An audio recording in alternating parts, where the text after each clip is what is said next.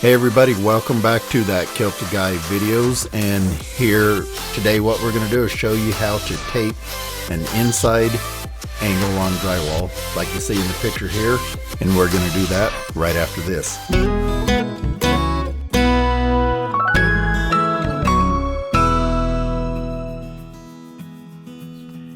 Alright everybody, welcome back to my channel here at that Kilted Guy videos, and I especially want to thank all of my new subscribers. Today is April 14th, and just recently we've gained thousands of new subscribers, and I thank you all for joining us.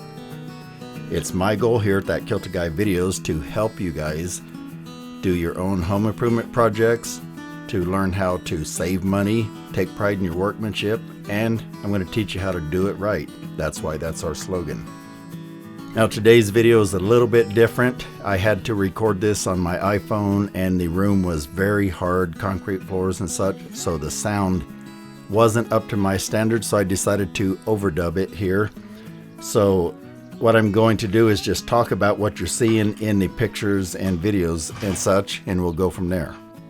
Okay, in this first video, what I'm showing you is, you see how this is spongy right here? Now I'm going to pause this because this is a job I came to help a friend on recently, and he's a contractor. He hired somebody who was slightly knowledgeable about drywall, and they wanted to learn. So I'm not putting them down, but they made a lot of mistakes. And the first mistake is this isn't really meant to be in an inside angle. This is called flex bead, and it's most commonly used on outside angles such as 45-degree angles and such. And the way they did it was totally wrong anyway. If you were going to try and use this, which I wouldn't recommend, they tried to apply it with spray adhesive, and they used a ton of it, and they did this all over this basement. And so you can see by the sponginess, the way it was moving, that indicates that it's not stuck, which we call a blister. Now watch as I pull it back, you'll see the metal strip underneath. That's what indicates that this is a flex bead. And you'll see also there's not much glue there. The glue is actually red, which you'll see here in a minute in another video. So there was a lot of areas where they really didn't get hardly any glue on to start with, and then they tried to put mud right over the top of it, and you can see that that just doesn't work. It gets very spongy and that blister effect, and it is totally wrong. So what I ended up having to do was I simply had to remove it all. Now you can see a little bit of the red behind this one, so in some areas it was kind of glued. But I had to go through and just tear this tape off everywhere because there was too many places where it wasn't glued and it just wasn't satisfactory. So this friend of mine wasted probably $80 or more on materials and labor, and then had me to come and redo it. So with the additional labor, it was a fairly expensive mistake. So now I'm going to change over to a different job. This was just a job I used for an example of how bad things can go if you don't know what you're doing.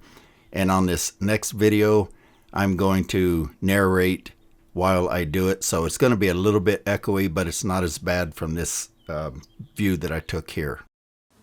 Okay, I'm on a little job here where basically it's a repair job. This is a laundry room, so it's probably a little bit echoey in here. It's all hard surfaces.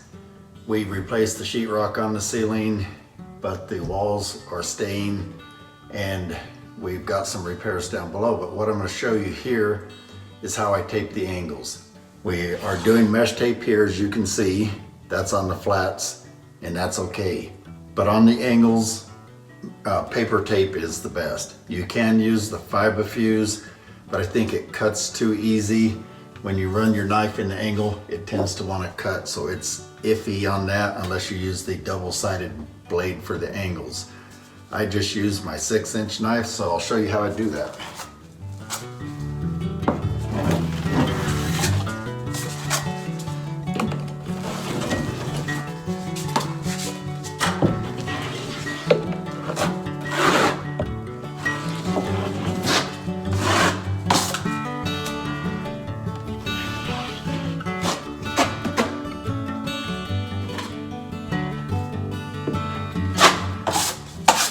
Okay, so the first step is basically get a good heavy coat of mud on there.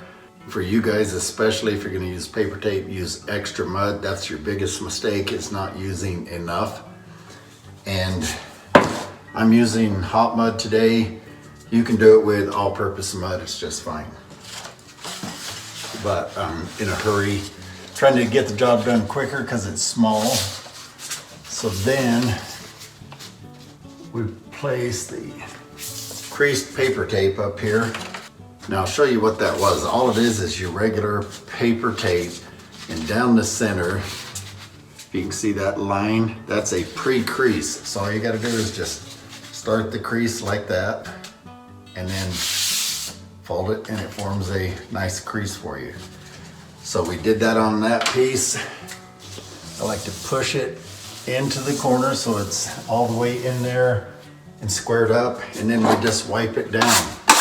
Now I'm using a 6 because I put it on about 4 inches wide, and it's much easier to contain the mud with a 6. If I had a 4-inch knife, it would be running out the side.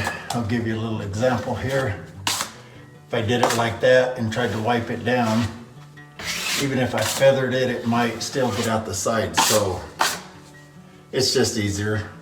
So all you do is put your knife into the angle and you square it up. You notice that the corner right here is a 90-degree corner. So you put that in there square. You don't want to turn it too much like this, or you'll cut it if you turn it to where that points too much. And if you turn it too much this way, you'll end up writing right here, and this won't be in there square. So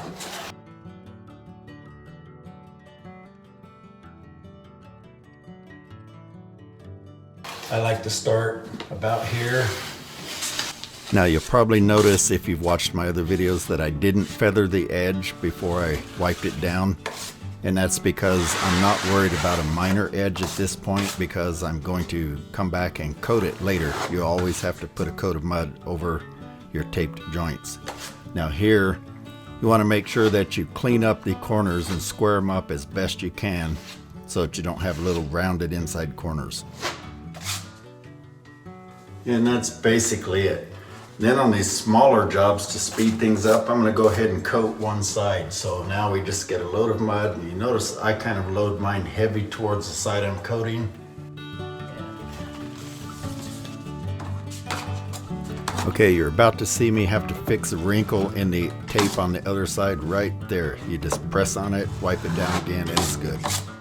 Then we feather the edges like we always do when running mud. So we tilt our knife like this and put more pressure on the outside edge.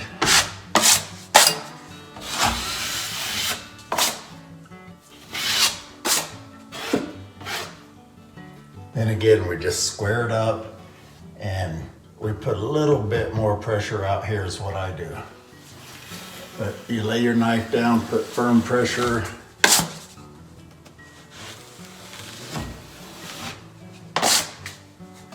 There you have it. It's basically taped and one side is coated. And I'm going to show you a picture of what that looks like right here. So you'll see both the coated side and the just taped side. That'll be the close-up for you. Hey, I hope that helped you out. See these videos popping up on the side here? These are the videos that might help you out. So be sure and subscribe and or click on some of those videos, and I will see you on the next video. Thanks a lot.